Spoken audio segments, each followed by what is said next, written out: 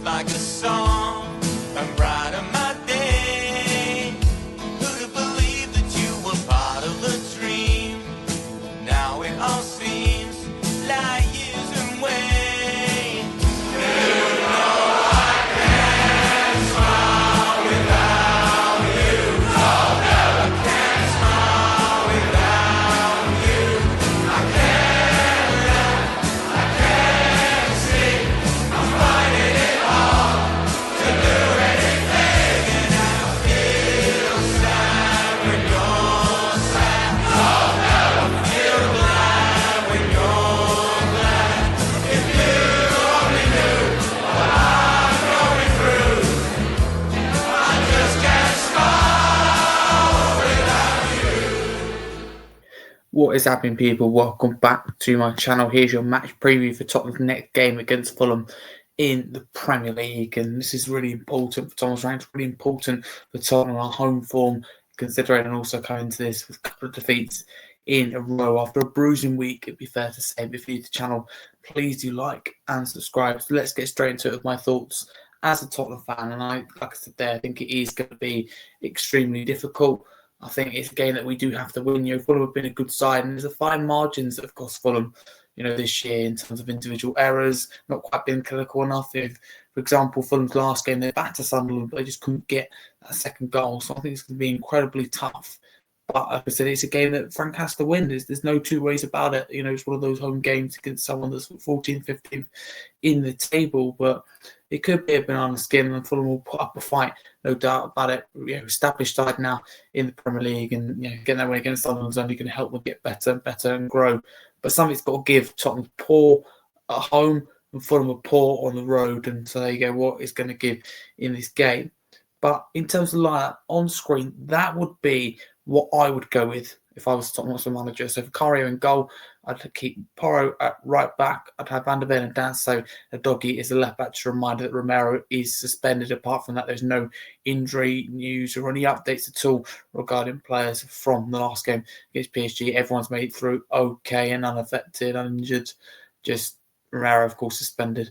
He got suspended in North London Derby for dissent because that was his fifth yellow card picked up. Therefore, he misses the game. So incredibly frustrating. But yeah, I'd have Danso coming in, a Doggy out left back instead of Spence.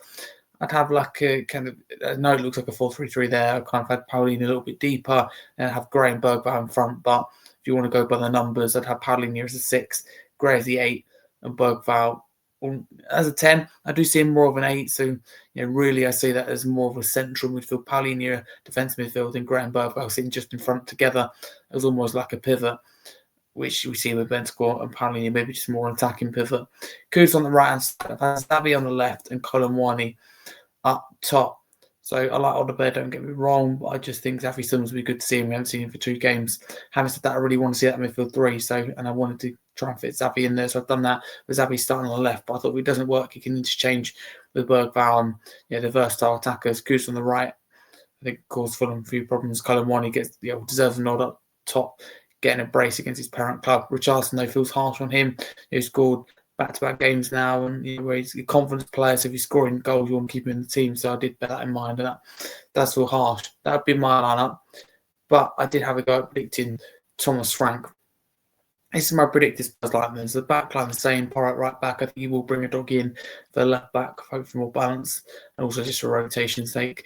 He'd go Danso and Van der Ven centre backs through false, and Vicario in goal, not really an option. I think, yes, he also have Kudus on the right. I think the midfield 3, though, will be Gray, Paulinho, and Xavi Simmons. I don't think he'll start Bergvall. Instead, I think there'll be Walton Odegaard who starts on that left, and then Xavi taking up a more central number 10 position, and Colomwani up top. So from my team, I think Frank will make one change. I don't think he'll go Bergvall. I think he'll go with Odegaard, but that's a good shout. Simmons in a more comfortable position. So not bad at all. And we can take risks. You don't need too many defensive players against someone like Fulham. No disrespect at all, because they're a good opponent, but I don't think there's any need to have a Pauline and Bentancur, or we can take that risk anyway. Put it that way. So that is my team. We move on to combined 11. This is fun because I do one like where there's just about fit players that are available, or just players that are available. Then another about everyone, even if they aren't fit or they're injured, they're ill, whatever. So this will be my team just based, this will be my combined 11, Spurs and Tottenham, Spurs and Fulham, out of just the players that are available. So Vicario and Goal get the nod over Bern Leno. Tete go right back, and I think Porro's ability is probably higher and his ceiling is definitely higher, but Tete, you sometimes got to look at, I think got to look at the importance of a player to a team. Tete's more important to Fulham, I think, than Porro is for Tottenham, and Porro is important to us. That's saying something. Tete's very, very key. They miss him when he's not there. Spence left back, if I had to do this again, I would say put Doggy left back. It's just kind of thought at the time. I just thought maybe you could have a better partnership with Paulinho. But yeah, I think I thought too much about that. Van der Ven at centre back and Anderson at right centre back as well. And Anderson and Van der Ven making up the centre back partnership. But before people jump at me, Romero is unavailable for suspension, so Romero is not allowed in this first team. Midfield pairing, this would be quite exciting, especially against bigger teams. Sanderberger and Paulinho defensive, but Sanderberger's actually quite good with his feet. Won't get the credit for it. Kudus on the right, I think he's been good this season. Josh King for Fulham, I think he's carried them at times, certainly been one of the best players, it's fair to say. And Kevin's only really showed for Fulham in glimpses in moments, but I think he's a special Brazilian. He's got a lot to offer, the signing from Shakhtar Donetsk. And then Colin Wani up top as well. I think, Muniz is out. And it's really between, isn't it? Wani, Richarlison, or Jimenez, and for me, I make my mind up with Wani based on what I even saw. Of course, yes, he got 2 goals against a parent club PSG. Before that, still good body language. You get in the right positions. So there we go. That'd be my combined 11. Now, next one's a little bit more fun because it just basically means sod injuries and sod illnesses and all these other things. Go for it with all the players that are fit. So yes, I would still have, of course, Vicario and Gold, Leno's fit as well. I'd have 2 Fulham fullbacks. I'd have Tete Fulham, we spoke about the importance there is, how important he is. I have Robinson at left back. I think he's just absolutely key. No arguing there, but I'll go to Spurs centre backs, Romero and Van der Ven, dropping Joachim Anderson. Then Berger and Paulinho again in midfield. Kind of Kulusevski on the right, people forget how important he was. Madison in the 10, Josh King just that left hand side, but getting interchange Madison. To see Madison as potentially a good left winger coming inside. So there we go, and Rodrigo Muniz up top. So a little bit more, I would say more Fulham representation.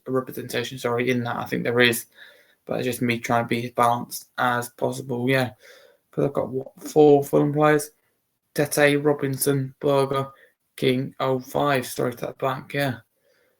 It's 5 players in there. Okay. Me guys, I'm honest. So that are my thoughts. All this, and also the lineups, everything like that. But all that's missing is score prediction. I think Tottenham win this. I think it'll be a difficult game though. I'm going to go with 2-1 Spurs with Bergvall to score and Colin Wani to continue his goal scoring run, which would be fantastic because Solanke I think could be key when he comes back. With Frank putting balls in the box, right now he's injured and we don't know when he's going to get back. It's a constant time frame that's pushed back and back and back. It's becoming incredibly frustrating. But Mwani has just delivered so far against his parent club. Point to prove it. Why did you let me go? I'm going to prove it to you. I think it's one of them. But there you go. Score prediction and give my thoughts. Combined 11, both of them. Predicted lineup. Preferred lineup too. So all you got to do is get involved in the comments below with anything you want in today's video. Or if you just want to submit your score prediction, your lineup, your thoughts, let me know in the comments below. If you're new, please like, subscribe. Thank you very much. Hopefully next time you'll be hearing from me, we're talking about a Tottenham win in the Premier League. Come on, you Spurs. Just like a song.